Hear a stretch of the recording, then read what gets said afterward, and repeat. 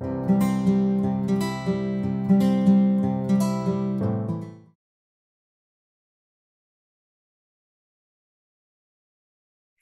everyone, I'm Lindsay and I teach primary in Burnaby.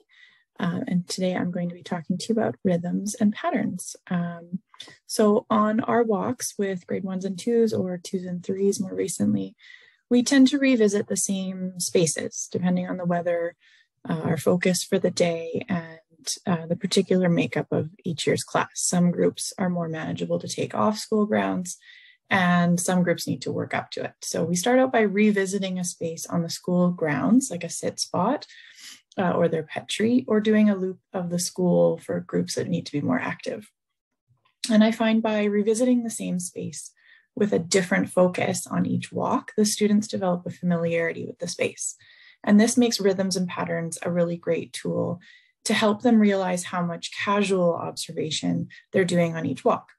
They start to notice more subtle differences in the landscape and pay attention to evidence of change. A particular example would be if we're doing seasonal cycles. So building on the idea of a sit spot, I have my students adopt a pet tree on the school grounds or in our nearby park, depending on where we're conducting our walks. We take note of the changes we observe in the tree right outside our room throughout the year, and the students can compare this to their observations of their chosen pet tree.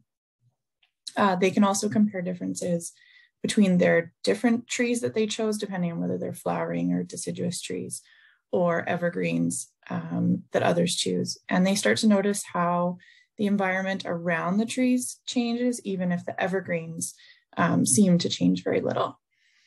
Our pet trees also serve as a really good provocation for finding patterns in nature as the kids start to take a more zoomed in look at the bark, the leaves, the needles, pine cones, other small features of their trees, as well as a more zoomed out view of the visible symmetry in the array of the branches.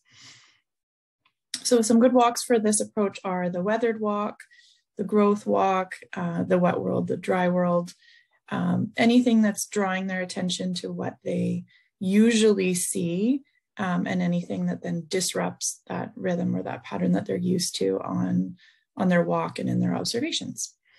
Hope to see you all in the webinars.